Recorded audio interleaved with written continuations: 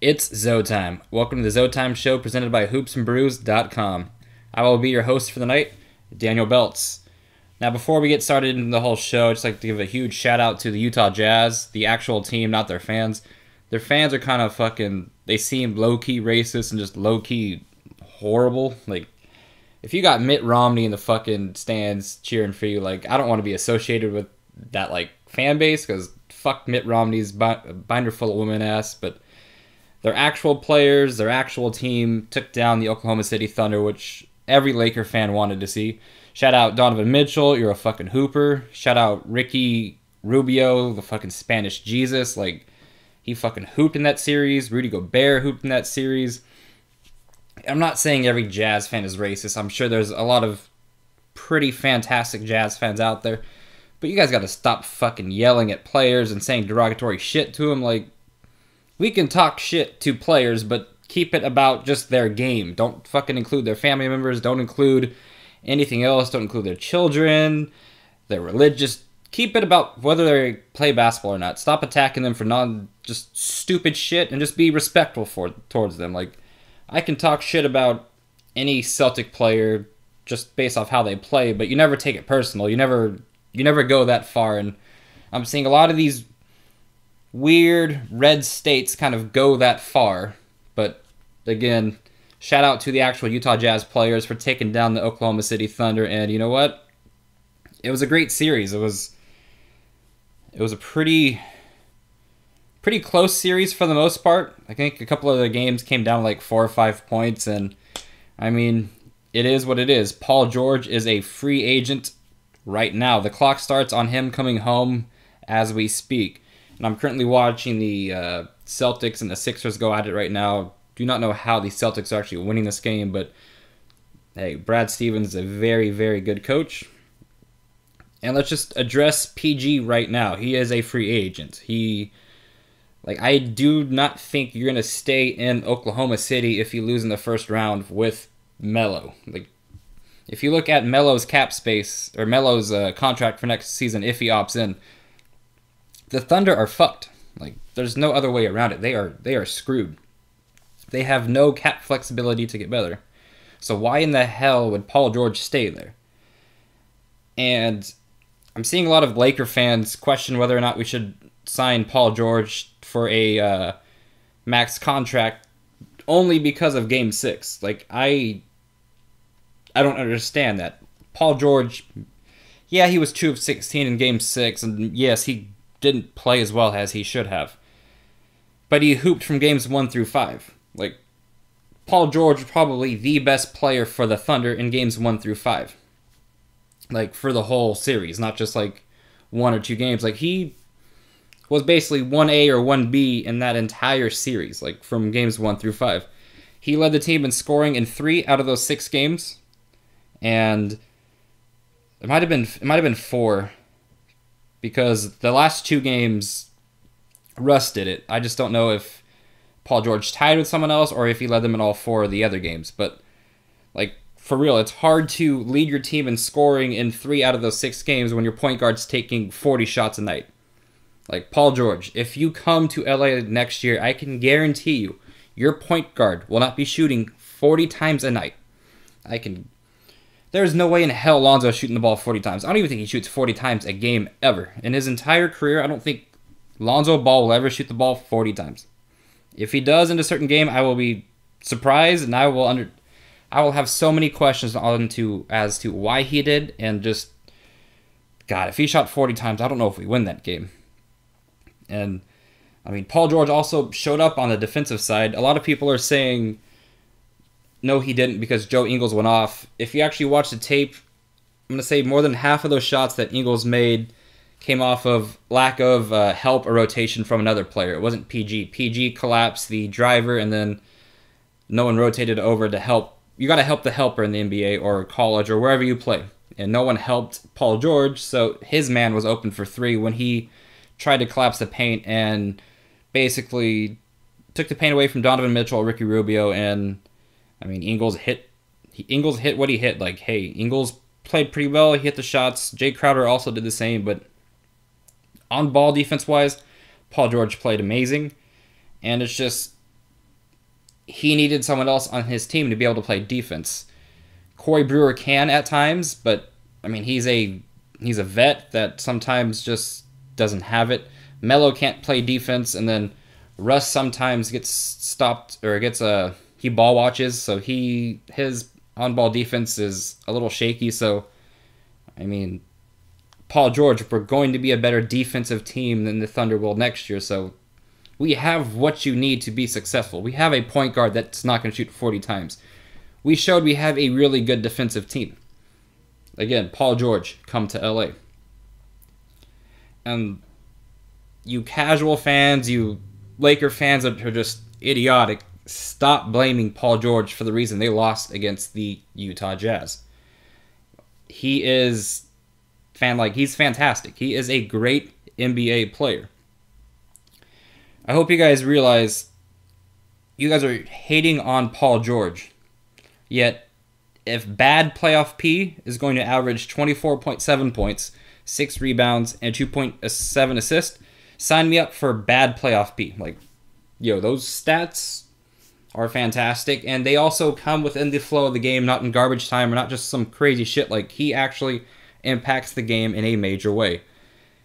And if that is the worst of Paul George, if that is the worst of playoff P, I can't wait to see what he does in a free-flowing system on offense with help on defense. Like, sign me up. I'll pick him up at the airport. I'll even fucking drive to Oklahoma City and drive him cross-country from that butt-fucking city to LA. Like, PG, if you ever listen to this, I'll help you move your shit. Let's just get you to the fuck to the Los Angeles Lakers, and let's run shit next year. And, I mean, like, I don't understand, like... Watch my basketball.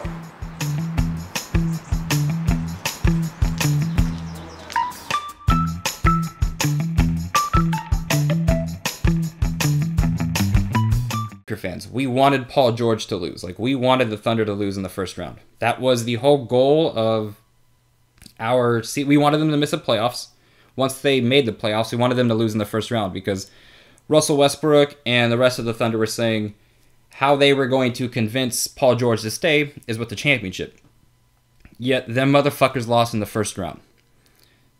And I don't see any superstar wanting to stay in OKC unless you're going to get 5 years, 200 and something million like Russ did. Like, hey, secure your own bag if that's what it's going to take. But if you're an LA guy and you've made it known you want to play in LA, the Lakers would have been a playoff team with you this year, Paul George.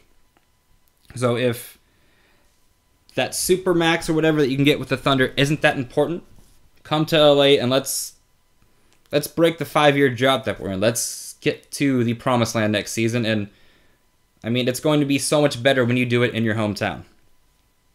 And I will admit, Game 6 was on him. A star player shouldn't shoot 2 of 16. But it's not like he shot that bad the entire series.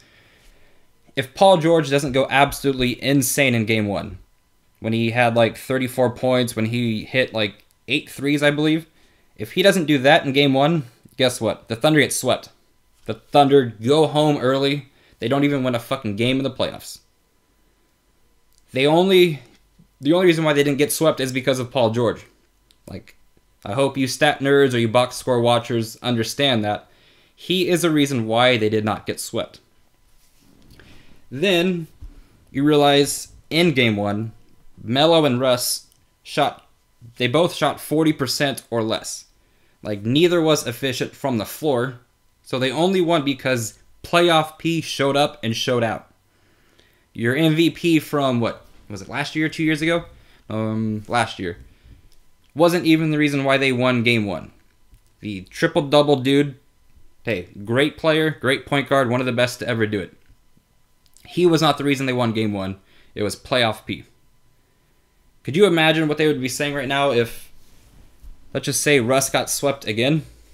Like, he hasn't been out of the first round since KD left, but that's neither here nor there. I'm not trying to throw shade, but just realize, Paul George is why they won Game 1. Then in Game 2, the whole team shot like shit. Paul George shot like shit, Russ shot like shit, Melo shot like shit. Melo is one of the main reasons why the Thunder lost the series, but I mean, he's going to opt into his player contract next year, which is why I do not think he is staying in OKC. And in game 2, I mean, Paul George still got to 18 points and 10 rebounds. So even his bad games, he's still getting you a double-double, or he's scoring 20-something, 30-something points. It's, yes, his awful game was game 6, but I mean, if you just rewatch the tape, rewatch the film, just look at Paul George, and if you're going to come and tell me, hey, I would take Victor Oladipo over Paul George, like, I understand the sentiment. Yes, Victor Oladipo took the Cavs to more games this year than Paul George last year. But context is always needed when we're going to measure from year to year or team to team. Like, just realize who's around them on this Pacer team and who's on the team for that Cav team. We'll get to that later when those notes pop up. But like I said, game 2, PG also had 18 and 10. Then in game 3, Paul George led the team in scoring. This is the game when Paul George had 23 points, and I think this is the game Melo actually shot above 50% and had like 14, 18 points. Like, this is the game Melo actually showed up in. This was game 3 when it was 1-1. This is probably Melo's best game. And Paul George had 23 points, shot 48% from the field. Yet, I mean, they lost because Russell Westbrook decided to go 5 of 17 that night. I'm not seeing a lot of people blame Russ like they did PG. I mean, people were saying, who the hell is playoff P? They were just taking shots, or were saying, like, I wouldn't even take, like, I don't know, who's a random player, like JJ Redick over, I wouldn't take Paul George over JJ Redick. Like, I saw some just horrible takes from the anti-playoff P crowd. But yet, Russ went 5 of 17, and they almost excuse that bad shooting night. Like, they just, like, turn a blind eye to it because it doesn't support the narrative that Paul George can play. And the anti-Paul George sentiment basically only started when Paul George made it known he wants to play for the Lakers. It seems this entire Paul George hate came after he made it known he wants to be in LA, which is crazy, but also us Laker fans should not be surprised. When you're linked to the Lakers, or they find out you're going to become a Laker, everyone starts to hate you.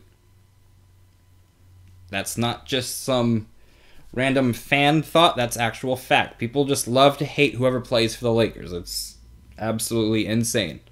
They only love you when they leave LA. Like, pretty sure a lot of people love Nick Young now. I don't think people like Shaq when he was in LA. They like Shaq when he left LA. Who else? I mean, they kind of trashed Dwight even when he joined LA. Now he's playing well for the Hornets, and people are like, oh yeah, Dwight Howard's a Hall of Famer. Like, no shit. There was never a time where Dwight Howard wasn't a Hall of Famer. Hey, I myself hate Dwight Howard, but, like, I respect the dude's game, and he is a great player. He was, even when he was injury-riddled for us in that 2012-2013 season, he still gave you, like, 15 and 11. Like, that dude had his back was all fucked up, and yet he was still hooping. Like, I will always make jokes about Dwight Howard, but the dude is a gamer, and he is fantastic. Now, let's get to Game 4. So, Game 3, the Thunder lost because Russ got outplayed by Rubio. Then in Game 4, guess who shows up again?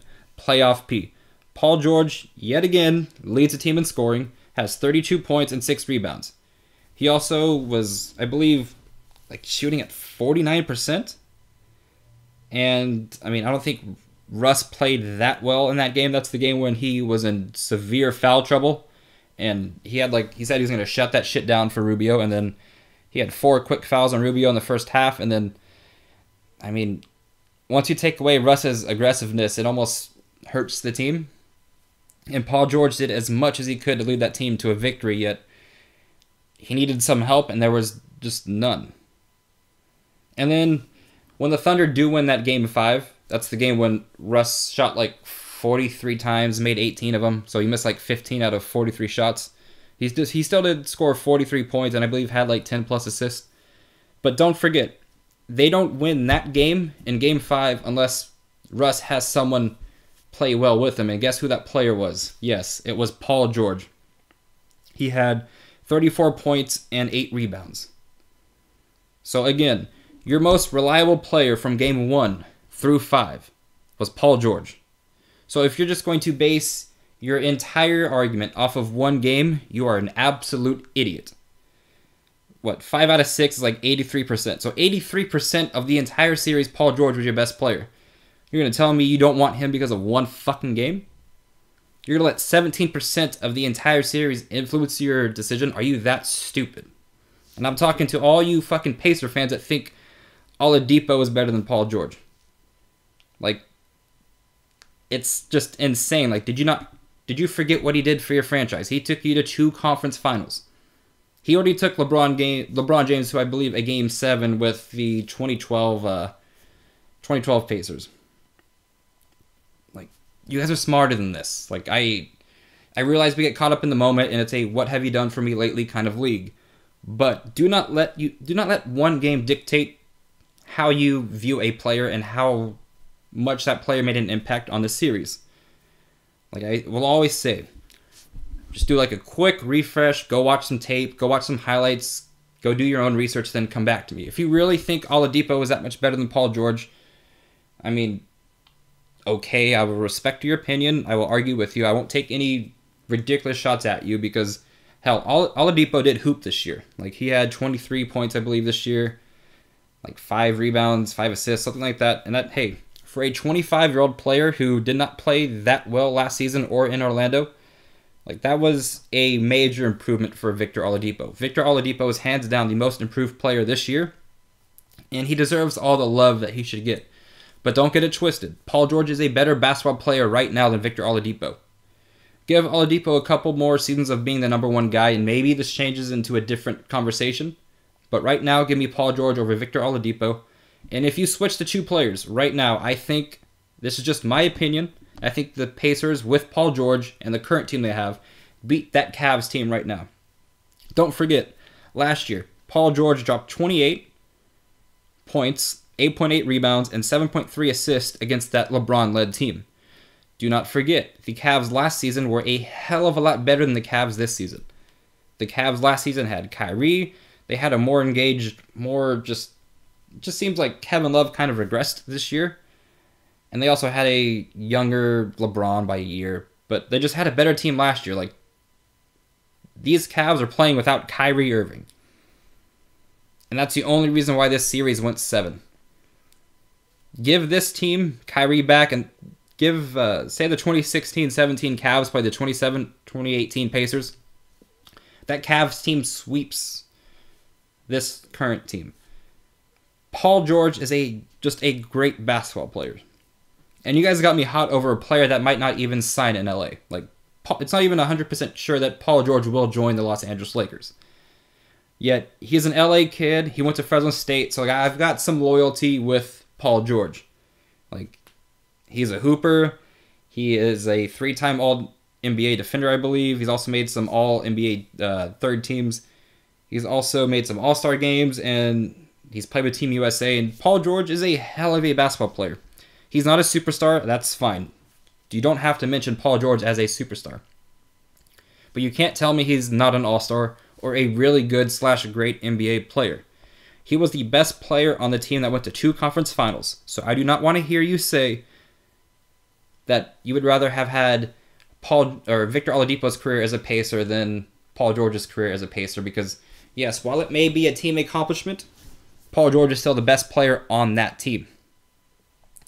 And I've noticed a lot of these team accomplishment things have started with, we don't want to compare team to team, we just want to compare individual stats, and I value winning. Yes, stats are great. Yes, stats can tell 50% to 70% of the picture, yet I care about players that win. Laker fans should share that same sentiment. We've always won, like, always. This 4 to 5 year rebuild is, like, if you put it with any other NBA team, that would be short. Like, look at the Celtics. It took them, they went to the finals in, 87? The next time they went to a finals was in 2008. So, I mean, they made the playoffs in certain years, but, I mean, it took them 20 years to get back to the NBA finals. You look at teams like the 76ers when they were out for a while. You look at teams like the Sacramento Kings who've been out for a while. like, our rebuild is going to be a lot shorter than a lot of these teams. And it's not like we're just going to be a team that barely makes the playoffs. Our current young players and the people we're going to sign in free agent will lead us to a championship very soon. I believe we're probably one of the only franchises to make the finals in every decade, which is an absolute insane feat. Like, that just shows you how great the Los Angeles Lakers are. And it's not like we haven't had success in this decade. I mean, we won the 2010 NBA Finals, and we made the playoffs until the year 2013, so it is what it is. People like to throw shade at us because we had some horrible years. It's fine. It's cool. We'll get back to being great again and being that just basically the number one franchise in the NBA and the best modern NBA franchise. So like I said, you guys got me hot for a player we might not even sign. And even if Paul George does not sign with the Los Angeles Lakers, I'm still going to support its NBA career. I'm not going to be like a lot of those fans that just support a potential free agent if he signs with us. No, I recognize this is what I've gotten a lot better at over the years as I've grown up. I've developed a certain level of maturity with regards to NBA players. Like, I used to hate LeBron for absolutely no reason, just because the whole Kobe LeBron thing. Now, I would still throw shots at LeBron, but I recognize the dude's greatness. Like, he is a top 5 NBA player of all time. Like, he is one of the best to ever do it.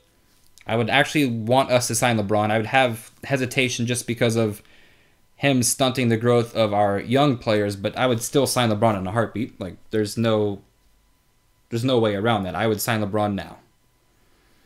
And that's just what I'm going to do with, like, PG. Like, even when Dwight spurned us, yes, I kind of resented him for a bit. That's just only because we traded for him. That was like a 1-year rental type of thing with Dwight. Now, you know what? Hey, Dwight, you're going to have a Hall of Fame career. It'll be cool to see you make the Basketball Hall of Fame. Anyways, let's get into the actual show instead of just talking about Paul George's playoff experience this season. Make sure you follow ZoTime Podcast on Twitter, SoundCloud, and Apple Podcast.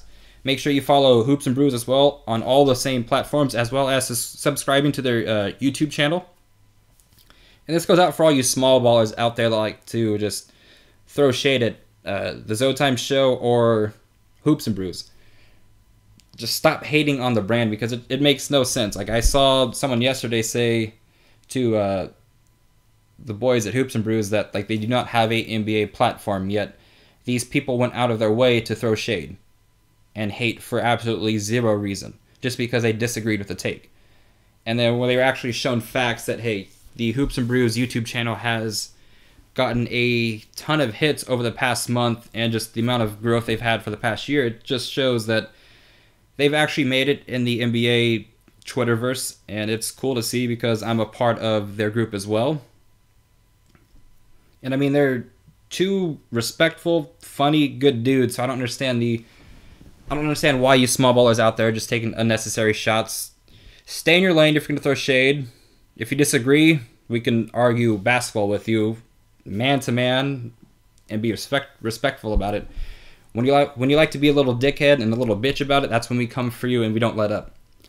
Anyways, let's get to the first topic at hand, and this will mainly be the entire topic for the rest of the show, is just how well Magic Johnson and Rob Pelinka did this season. Like, this was basically their first season as running the front office, and every move they've made this season has been pretty damn good. Like, they haven't fucked up, they haven't done anything stupid, and it seems like even though they are in their first year, they've made a lot of veteran-savvy moves as a front office. Like, you would expect this from a person like Danny Ainge or Pat Riley or like anyone else that... HoopsNBrews.com. Watch more basketball.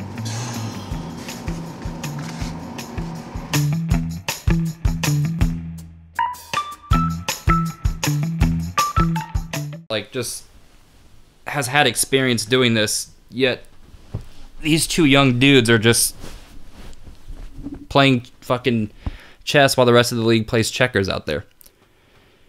Now, I know a lot of you Laker fans were calling for Magic and Pelinka's head when they first traded D'Angelo Russell over in the summer. Like, man, I saw a lot of unnecessary comments towards like Magic about AIDS, and I'm just like, why?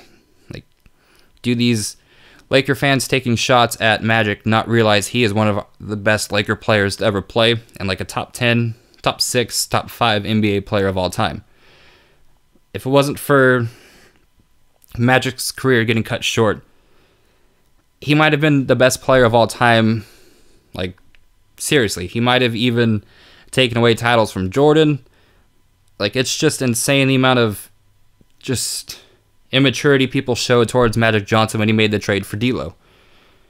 Yet, the Lakers won that trade hands down. And I understand if you are still holding out hope that D'Angelo Russell becomes this amazing NBA player because you guys got attached to him in the 2 years that he was here when we won like 26 games. And Jesus Christ, man, the Celtics are putting an ass whooping on the 76ers, and I don't like that, but you got to respect what Brad Stevens does and just how well the Celtics machine is, because they're down 3 players right now. They're down Jaylen Brown, Kyrie, and Gordon Hayward, yet they're beating a pretty healthy 76er team. And like I said, I understand you guys holding out hope D'Lo becomes this amazing player, but I mean, this is what, year 3 for him, and he still hasn't put much together besides being able to score the ball. And even when he does, he's sort of inefficient at that. And like D'Angelo, it was clear, like, even though he was very talented, he wasn't the leader that this team needed or the point guard that this team needed. We needed for Luke Walton's system to be fully what it is, and the vision that Magic Johnson and Rob Pelinka have for this team. D'Angelo Russell was not that point guard. Like, the system they want to predicates on ball movement and getting everyone involved. And D'Angelo Russell is not that player. Like, it's very clear he wasn't that. And a lot of Laker fans wanted to see Lonzo at the point guard position with D'Lo at the 2. And I might sound foolish, and it might sound like I drink the Josh Hart Kool-Aid, but I truly believe Josh Hart fits better at the 2 position next to Lonzo than D'Angelo would have. While Hart can't score the way D'Lo did, he does everything else better. He plays defense, he rebounds, he is just the perfect fit next to a Lonzo Ball. He can knock down the open 3. Like, it's insane just how much, like, I wouldn't say like Magic saw into the future and made these moves, but they clearly saw the vision that they had with this team, and they stuck to it, and the results are there, like, and they're obtainable. Like, we see how well this team is constructed the way it is right now, while knowing we have a ton of cap space to work with in the future, and it's just going to be a hell of a lot better. And, I mean, it would have been kind of cool to see D'Lo play the 2 because he can shoot, like, spot-up shots, but, again, I like Josh Hart at that 2 spot next to Lonzo, or a KCP-type player, or a Paul George next to Lonzo instead of D'Angelo Russell. And, I mean, it's not a coincidence that the team morale improved when D'Lo went to the Nets. Like, I would say, besides the Golden State Warriors, who have this chemistry because they've won, I would say, hey, the Lakers might have the second best chemistry in the NBA due to the fact that everyone seems to enjoy each other's presence, and there's no stupid shit going around in the fucking locker room. You could say our biggest problem in the locker room, which is foolish to think that a dad can have this kind of impact on a team, is LeVar, and Lonzo handles himself as a true professional already at the age of 20, and he doesn't let what his dad says or whatever affect how he is with the team, and that's amazing for a 20-year-old. He doesn't pout. He takes the criticism well. He stated that he lets his dad talk, and his dad can do whatever, yet Lonzo's going to stay in his own lane and do what he does, and he's going to do it well. And it's just, the entire team seems to just be this happy-go-lucky, one versus all type of thing. Like, it's the Lakers versus the rest of the NBA, and they're fine. Like, even, like, it seems like Kuzma sticks up for the BBB. Like, all of our other players stick up for Lonzo when people try to stir up some controversy on the Los Angeles Lakers team, and that wasn't there in years before, but it is now. And also, in that trade with D'Angelo Russell in that D'Angelo Russell trade, we were also able to shed Timothy Mozgov's contract to the Brooklyn Nets. That's going to give us such cap flexibility this summer. That's going to allow us to go out there and sign a max player while also paying Randall because of it. Like, we have enough space now to sign Randall and a max free agent because we were able to get rid of Mozgov. And I mean, then you look back at what we got in that trade, and it's almost robbery. We got Brook Lopez, who, I mean, Brook wasn't Brook Lopez who he was in Brooklyn. Like, he wasn't the all-star kind of player that he was. But he helped us win games this season, and he showed us what Lonzo and the rest of the team can use with a stretch five. And also a center that can sometimes play well in the post. And, I mean, Brook Lopez's rebound numbers aren't what it should be for a 7-footer, but he boxes out well. Maybe he's not quick enough to the ball like other centers are, but he's able to play smart, high IQ basketball to where he boxes his man out and allows one of the other Laker players to go get that rebound.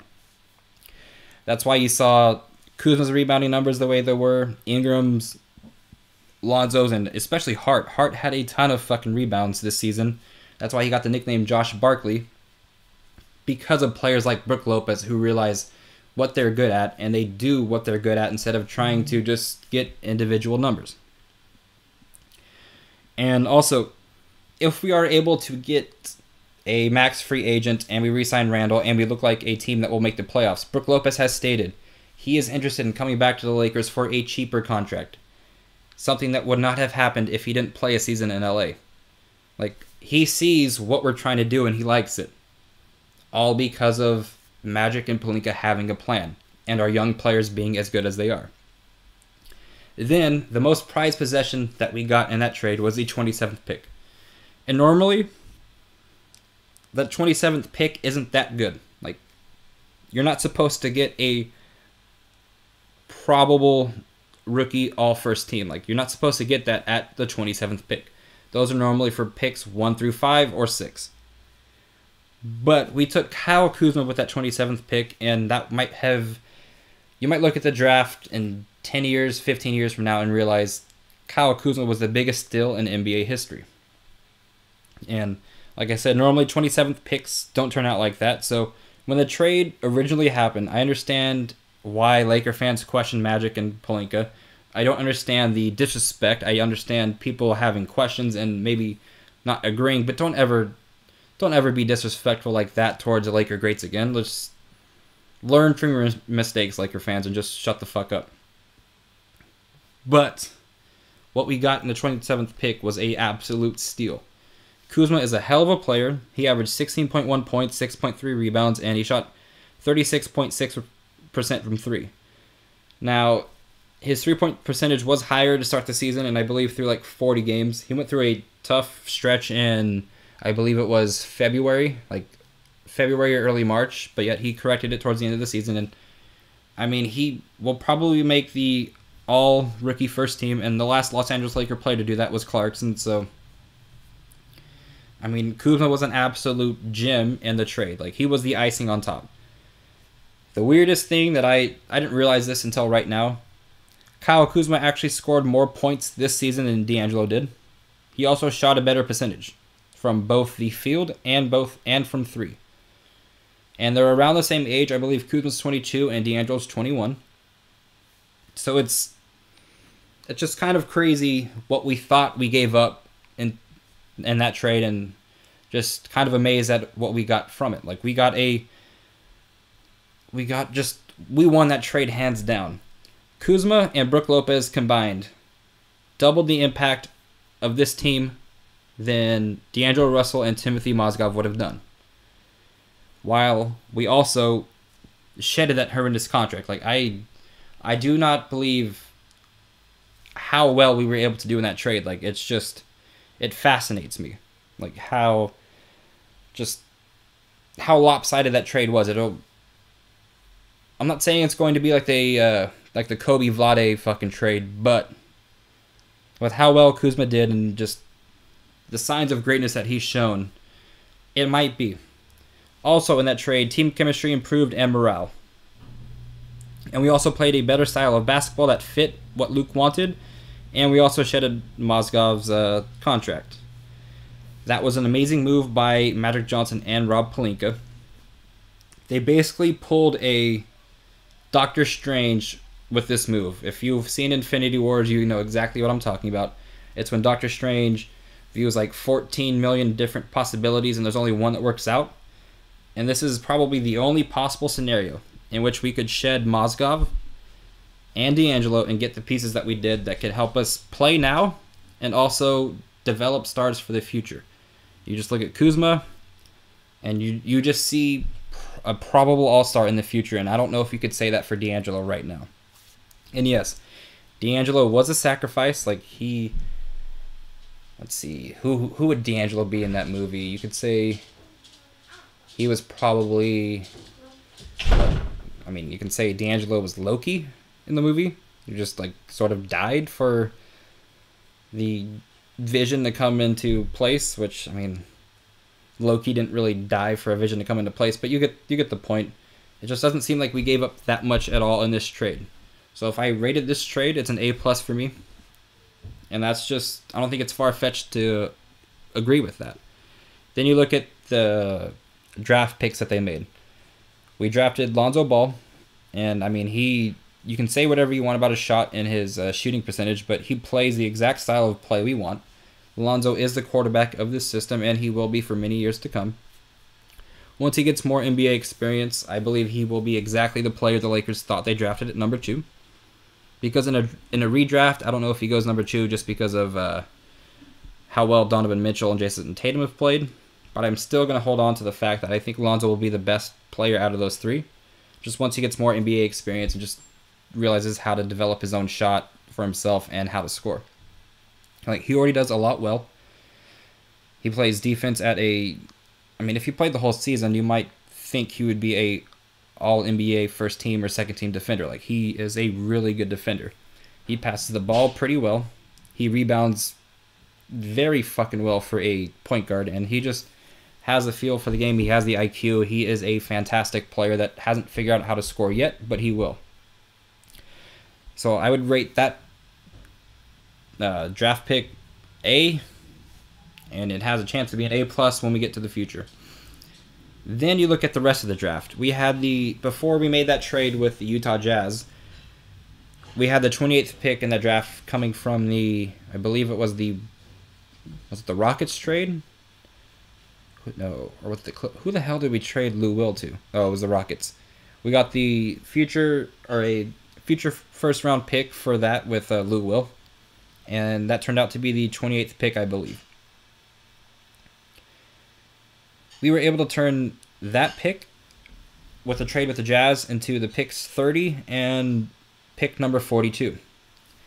And, the players that were traded in that trade surprised me because we got both better players than the Utah Jazz did. We got Josh Hart at number 3, who played very well for us. At the very least, Josh Hart is a rotational player. Like, at the very least, he's the backup shooting guard / small forward. And then you realize he is on a friendly contract for the next 3 years. When you take a look at when he started for us, you will realize just how much potential Josh Hart has.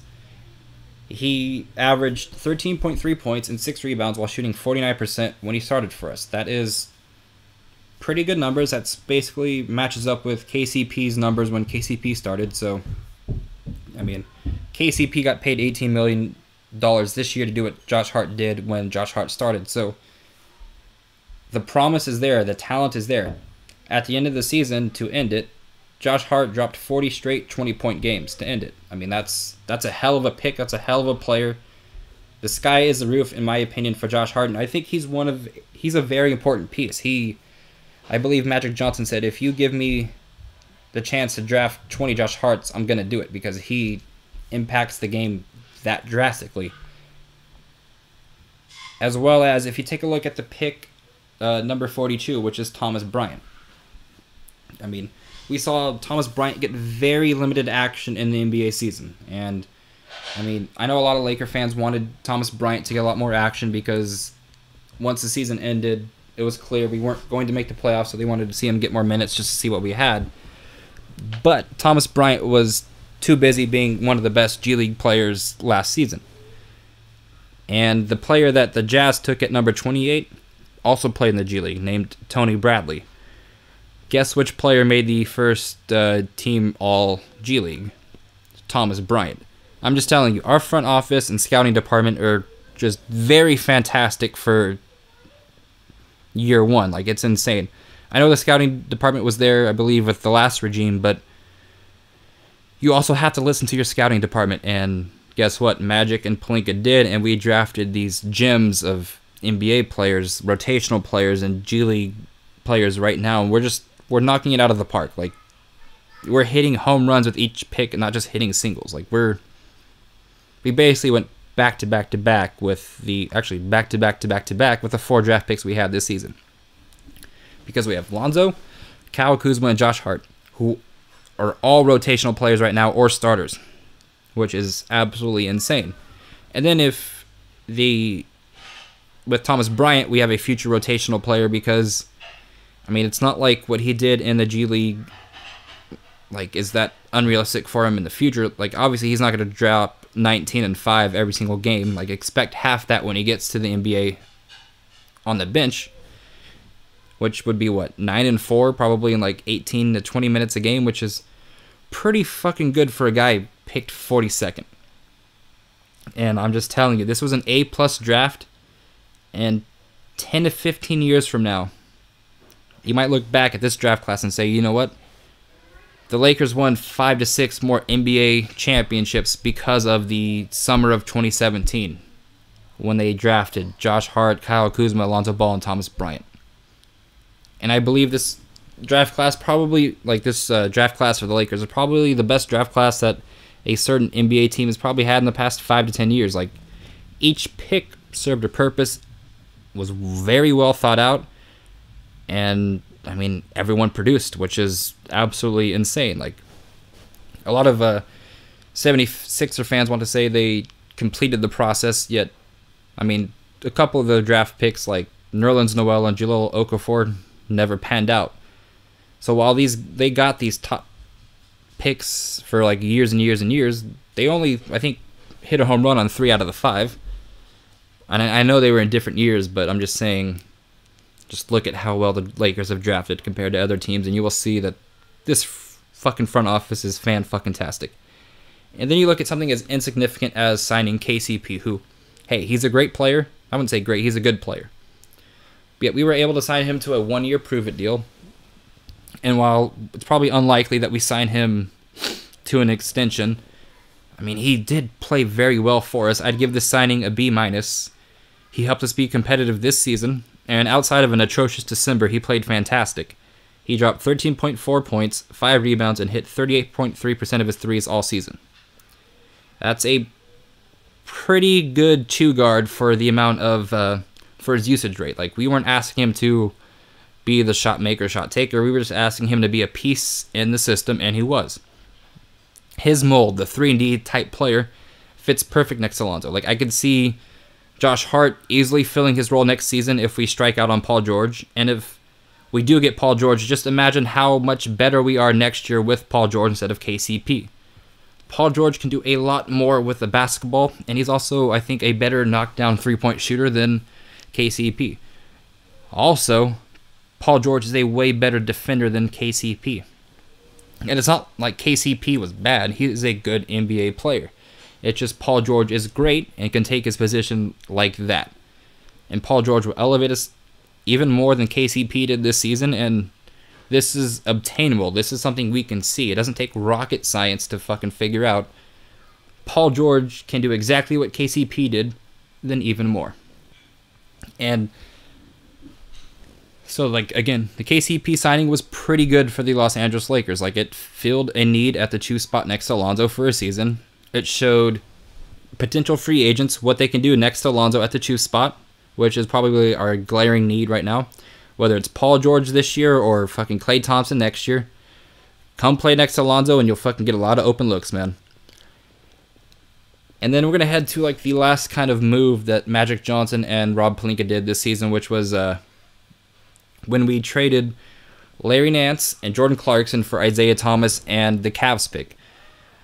And this only basically came into my mind this morning when, after I watched the Cavs and the Pacers play yesterday, I would say not just the Pacers, it was the Cavs and Pacers, or Cavs and the refs versus the Pacers. Like, I barely saw the Cavaliers squeak by the team from Indiana, and I was trying to, like, figure out why. Like, at the time of the trade, when the Lakers traded with the Cavs, a lot of NBA Twitter was saying, oh my god, the Cavs won the trade.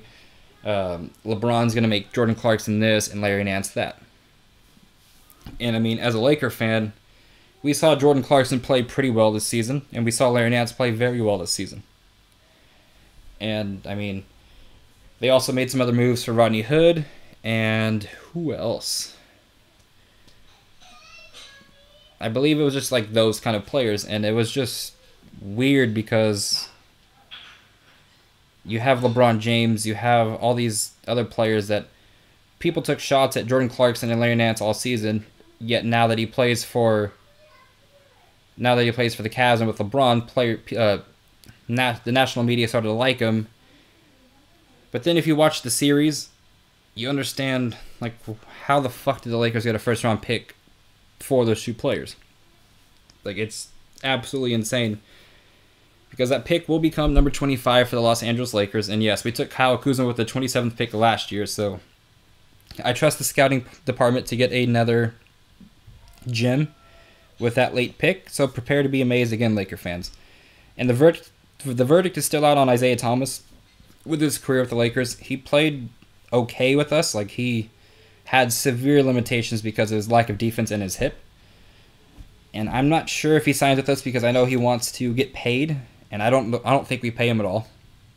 But if he's willing to take, like, a veteran, I won't even say he's probably worth more than the vet men. If he wants to take a team-friendly contract like the one Brook Lopez would, I think we'd probably sign him. But hey, go ahead and get your money, little man. Go make some other team back at the Brinks truck and just get what you can and play where you can. Now just expanding on Jordan Clarkson, because I was surprised at how horrible he was this series. Like, he is having an atrocious playoff series, and I don't understand how we got a first-round pick back for him instead of attaching one with him. He's averaging 4.4 points and 1.1 assists in this playoffs. He's shooting 32.5% and 14.3% from 3. He is not playing well in that system in the playoffs, and part of that is due to the kind of system that the Cleveland Cavaliers play. Jordan Clarkson plays a lot better with the ball in his hand, trying to create for himself. Jordan Clarkson is not a catch-and-shoot three-point player. He is a usage-type player who gets hot when he's able to handle the ball a lot, and in a LeBron-led team, that doesn't happen. Like, Jordan Clarkson is very underutilized in the Cleveland Cavaliers system, and yes, he hasn't done as well as he should have in the time that he gets, but I mean, I think blame should go to equal spots. Because when he was in LA this season, he averaged 14.5 points and 3.3 assists in LA. He shot 44.8% from the field and 32.4% from 3. Take away the points. If he was shooting 44.8% from the field and 32.4% from 3, I don't think the series would have gone 7 against the Pacers. It might have gone 6, maybe even 5. If Jordan Clarkson just shot as well as he did in LA for the Cavs this playoffs, would have had a way much more impact on the Cavs team this season. And I feel bad for him because he's getting exposed in the playoffs with the limitations that he has. Like I said, he's not a catch-and-shoot three-point shoot. Like, he's not a catch-and-shoot player. Like, that's not his game. And we saw that kind of when he was next to Alonzo. He kind of struggled next to Lonzo at times, but he did play better with Lonzo on the court. But it was when Luke would have the offense ran through Jordan Clarkson and Lonzo would be in the corner. That's how it worked. But if you're on the Cavs, you're not going to put LeBron in the corner because he's LeBron. So you kind of see how Jordan Clarkson fits with certain players, and he does not fit with LeBron. And who was it? Was it Cavs Canada? Or someone said, hey, the Lakers just helped keep LeBron in Cleveland. That looks very fucking funny now. And the next point of this whole topic of discussion with the Lakers front office is, I believe it was Nate Duncan believed the Lakers would have had to attach a pick to get rid of Jordan Clarkson. The way he's played now, yes, but at the time, Jordan Clarkson was playing really good basketball, as well as Larry Nance. And the fact that, we got a pick back for him is insane, because we basically won that trade hands down again. And now if the Cavs try to trade Jordan Clarkson, I believe they'd have to attach something to get rid of him, because he's not playing as well as he did in LA. Plus, you got to look at Jordan Clarkson's contract. He's owed $13 million next season, as well as the season of 2019-2020. So he's going to take up $13 million of the cap, and his production right now isn't worth that. And that's just crazy. I'm telling you, Magic Johnson and Rob Pelinka saw into the future. They're fucking Doctor Strange. They saw into the future. They saw all that shit, and they made calculated moves, and they're boss-ass motherfuckers. So, while Jordan Clarkson's kind of underperformed, Larry Nance is doing what Larry Nance does. And I'm sort of glad we traded Larry Nance, because that freed up the space to play Julius Randle and Kyle Kuzma. Also, with trading Clarkson, it gives us the cap room to sign Julius Randle long term while giving another player a max. So, these moves were made with a purpose. These weren't just dumb moves. These were calculated. They were cool-ass moves. So, Larry Nance is playing well. He's averaging 5.1 points and 4.4 rebounds in the 19 minutes that he's getting in the playoffs. And he's shooting 66.7% from the field. And when he's in the game, he plays well. He does exactly what the team's asked him to do. He sets screens, he defends, and he plays rim to rim. The only thing that he can't do right now, which they need him to do, is able to shoot from distance, and he can't do that. But he does other things well, and he's a very good team guy. And the only reason why he's not playing more minutes is he can't shoot, and that's what LeBron needs around him. He needs shooters. He needs people to get out of the lane so he could go one-on-one. If you're in the lane, you're just another obstacle for LeBron to get around. And that's just being as very honest as you can about how LeBron plays in year 15. You got to put 4 players on the perimeter with LeBron, and that's how it has to go.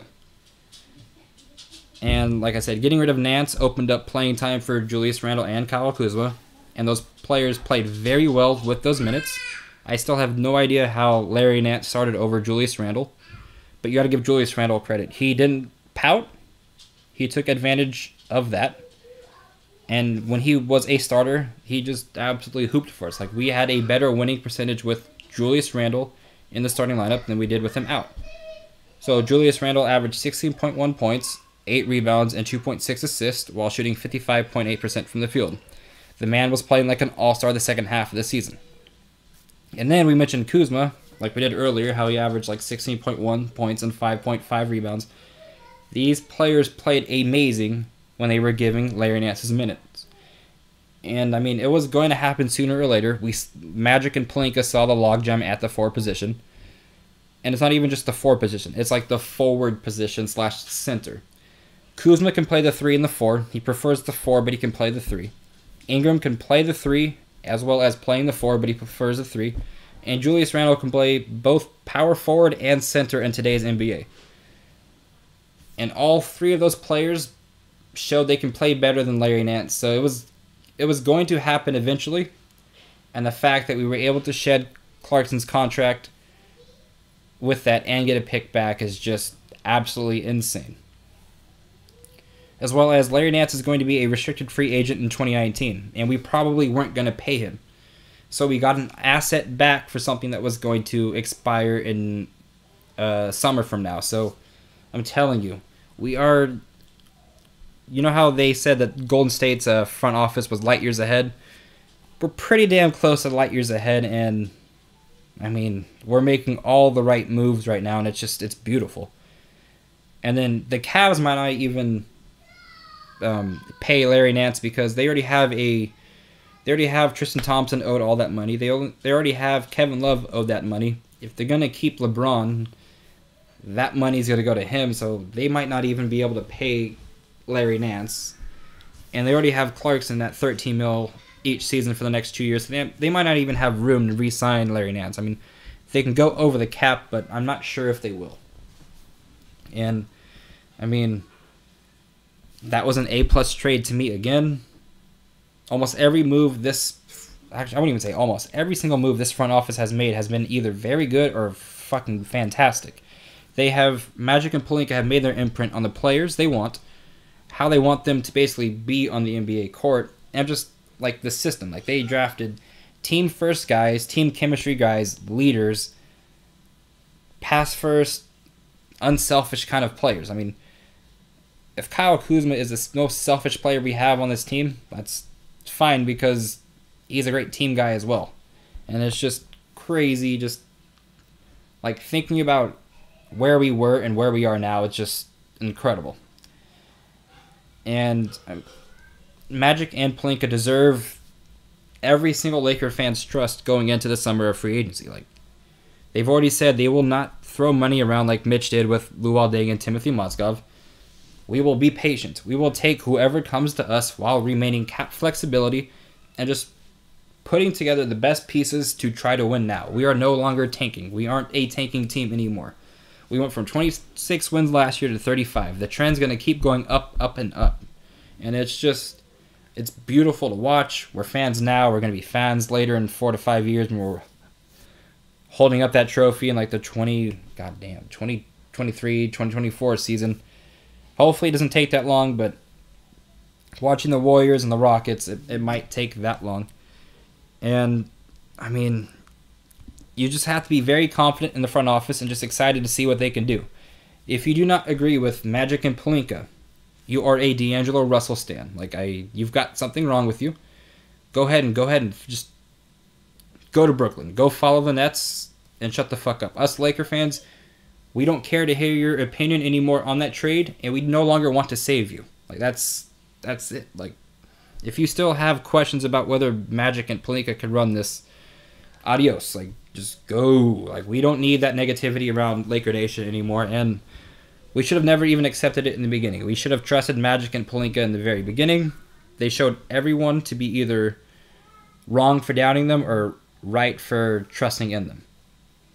And I will say this.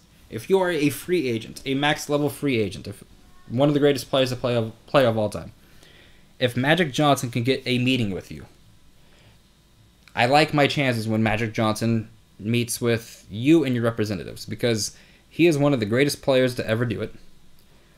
While having that basketball sense, he's put together a hell of a team right now, and you can see where his vision's going. It's basically, if you build it, they will come.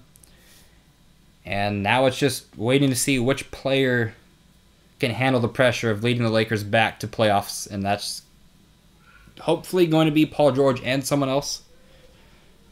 But hey, if we have to wait for one to come this season and one to come next season, we'll do it. The Lakers are going to be in the playoffs next season, and it's going to be because Magic Johnson and Rob Pelinka had a plan. Rob Pelinka also seems to be like a smooth-talking dude. So, watch out. Now for playoff watch, we're going to keep this very simple. The Thunder is out, so that's good. PG-13 is a free agent. Hopefully he's coming over. The Cavs paid the refs in advance. That's all you need to know about that series. LeBron played very well for his series. Flopped way too much for my liking. But he played very well, and the refs did their part and did what they needed to do. Oh, and also, the people that took shots at Paul George for shooting 2 of 16. You guys realize Oladipo shot 2 of 15 in game, 5? When the goaltend should have been called. Oladipo shot 2 of 15 in that game. They lost. He also shot 5 of 20 the game before, and they lost. So So just realize, while you guys crucify, I know a lot of the Pacer fans like to crucify Paul George for that 2 for 16 showing and the reason why the Thunder went home. Just realize, Oladipo did the same exact thing, not just once, but twice in that series with the Cavs. If he would have made one more shot each game, they would have won. So just think on that just for a little bit.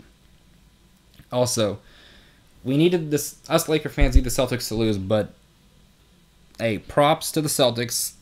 You're probably going to win Game 1. I don't know how. Without Jalen, without Kyrie, without Gordon, somehow Brad Stevens pulled a rabbit out of his ass, and they are going to win. But Philadelphia, I'm going to need you guys to win this fucking series. Like, legit. Ben Simmons, you got to step up. Joel Embiid, you got to step up. Everyone else needs to step up. We need you. Us Laker fans need you Sixer fans to just go ahead and run this shit.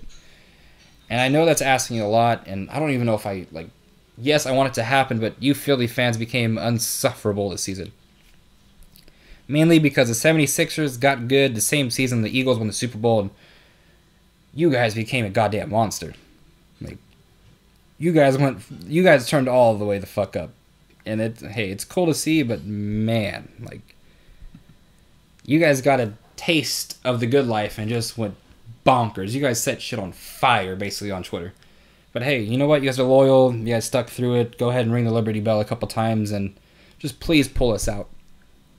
And none of that matters because the Warriors are going to win the fucking championship again. Like, I think everyone who doubted them is going to look foolish. Like, oh, yeah, the Rockets have a chance. These Warriors are fucking blowing teams out without Curry. And that's just insane. When they get Curry back, it's going to go back to the greatest fucking style of play, the greatest basketball to ever be played. And you know what? That's that. Congrats, Warriors. That'll be what? Curry's third, Durant's second. Curry's probably going to already have as many rings as LeBron right now, and that's crazy. Especially with the fact that Curry is already, 2-1 against LeBron. It might even be 3-1 by the time that comes. Or, I mean, they might even face the Raptors or 76ers or Celtics in the finals. But again, the Warriors are going to win it. Swaggy P, go and get your ring. And have fun with it. It'll be okay if people record you this time, Swaggy, for doing some crazy shit. Just do you, man. And like I said, Laker Nation, it's time you guys start giving your respect to Rob Pelinka and Magic Johnson. They deserve it, and they've done more than what it takes to fucking get it. They low-key see the future, and are very good at that craft. Just make sure you're following ZoTime Podcast on Twitter. And during the week, feel free to hit me up with any Laker-related questions, any comments about the past or the present, and just, like, this podcast does not stop. Just because the season stopped doesn't mean I do or the Hoops and Brews family. Like, we muscle through it, man. This is a 24/7, 365 hobby, and we have fun doing this. And it's Laker Nation, baby. I mean, this is very fun. This is very fun to talk about Laker basketball with all of you. And it's just dope to see the Twitter page receive a lot more love from you Laker fans out there. And I'll try to keep providing some analysis on stuff as well as like stats and just kind of I'm more of an optimist over a pessimist. So I'll always keep it optimistic with Laker Nation. And hey, it's all year for us diehards, man. And until the next time we speak, fuck Boston and stay prosperous, Laker Nation.